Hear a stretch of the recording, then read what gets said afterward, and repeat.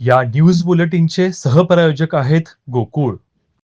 करवीर तालुक्यातील परितेमध्ये 2 महिन्यापूर्वी बाजारपेठांमध्ये चाललेल्या चोरीनंतर पुन्हा परिते बाजारपेठांवर चोरट्यांनी लक्ष केंद्रित केल्याने व्यापाऱ्यांमध्ये भीतीचे वातावरण निर्माण झालंय.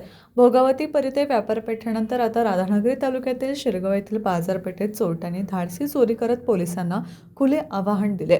शिरगाव येथे बुधवारी पहाटेच्या सुमारास अज्ञात चोरट्याने तब्बल 6 दुकाने फोडून रोख रक्कम व साहित्याची चोरी केली.